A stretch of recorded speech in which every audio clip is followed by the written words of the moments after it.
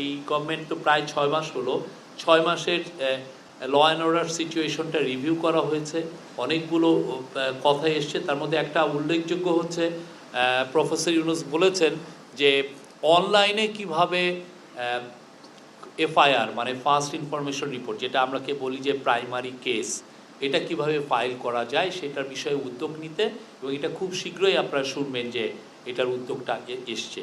এবং এই অনলাইনে অনেকে হয়তো দিতে পারবে না, সেদের তার জন্য একটা সেন্ট্রালি একটা কল সেন্টারও করার কথা বলা হয়েছে, যে আপনি একটা অনলাইনে একটা এফআইআর করতে চাচ্ছেন কিন্তু আপনি দেখছেন যে নিয়ম কানুনগুলো কীরকম, তাহলে সেই ক্ষেত্রে আপনার জন্য একটা হান্টিং নাম্বার থাকে।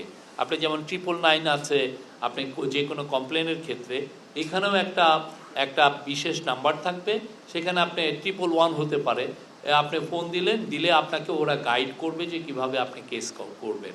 তো আপনি ধরেন আপনি ঢাকায় আছেন বা আপনি যেখানে আছেন বা বাসা থেকে অনেকে বেরোতে পারছেন না ভয়ে, আপনি বাসার থেকেও আপনি দিতে পারবেন। আমরা দেখেছি যে অনেক ক্ষেত্রে যারা কেস দিতে চান তারা থানায় যে এক ধরনের হ্যারাসমেন্টের শিকার হন, বা এমন অনেক ক্ষেত্রে তাদের কাছ থেকে কিছু এক্সটর্শনও করা হয়। তো সেই জিনিসগুলো যাতে না হয়, আপনার যাতে সরাসরি আপনি নিজে এটা কেস করতে পারেন অনলাইন করে, সেটার একটা খুব আপনারা শীঘ্রই এটা দেখবেন। আরেকটা হচ্ছে যে প্রফেসর ইউনুস বলেছেন কমান্ড সেন্টার করতে বা কমান্ড ইনফ্রাস্ট্রাকচার। সেটার ফলে যেটা হচ্ছে যে আপনি জানেন যে অনেকগুলো ল অ্যান্ড অর্ডারের সিচুয়েশন তো অনেকে দেখেন, যেমন নদী কেন্দ্রিক বা কোস্টালের প্রায় 30,000 স্কোয়ার কিলোমিটারের ওয়াটারওয়েজ বা মানে বে অফ বেঙ্গলের ওয়াটার যেটা মনিটর করেন কোস্ট গার্ড বা বিজিবি, ধরেন প্রায় 5,000 প্রায় 4,500 স্কোয়ার না কিলোমিটার বর্ডারটা ওরা দেখেন। তারপরে পুলিশ আছেন, সবার মধ্যে যাতে কোঅর্ডিনেট করে, র্যাব আছে, বিজিবি আছে, ডিএমপি আছে বা অন্যান্য সমস্ত সিটিগুলোতে যে মেট্রোপলিটন পুলিশ আছে, সবার সাথে কোঅর্ডিনেট করে একটা কমান্ড স্ট্রাকচার থাকবে, সেখান থেকে যাতে খুব intensively law and order situation 24/7 যাতে মনিটর করা যায়। কিছু একটা হলে যাতে সমস্ত রিসোর্স নিয়ে গভর্নমেন্টের ল অ্যান্ড অর্ডার সংক্রান্ত যতগুলো এজেন্সি যাতে কাজ করতে পারে, সেটার জন্য একটা কমান্ড সেন্টার করার কথা বলেছেন। মূল উদ্দেশ্য হচ্ছে ল অ্যান্ড অর্ডার সিচুয়েশনটা তো ইমপ্রুভ হচ্ছে, যার আরও একটু ইমপ্রুভ হয়।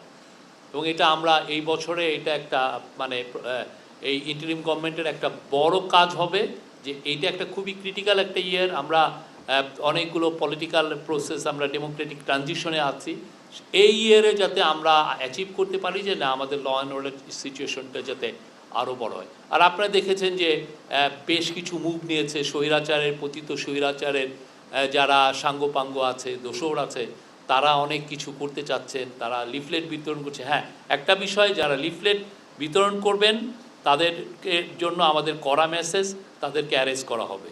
কেননা লিফলেটের মধ্যে যে সমস্ত কথা আছে সেটা খুবই খুবই মানে ল অ্যান্ড অর্ডার সিচুয়েশনকে হুমকি এফেক্ট করার কথা, মানে এটাকে আন্ডারমাইন করার ইয়ে। তো এদের বিরুদ্ধে ব্যবস্থা নেওয়া হবে।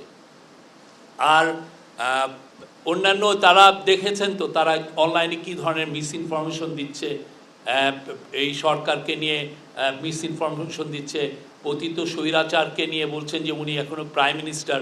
তো পুরোটা আমরা দেখছি, আমরা মনিটর করছি। আমাদের করা মেসেজ, যারা এটা রিফ্লেট বিতরণ করবেন, এই ধরনের প্রতিবাদের এই ধরনের কর্মসূচিতে যাবেন, তাদেরকে অ্যারেস্ট করা হবে, তাদেরকে আইনের আওতায় আনা হবে।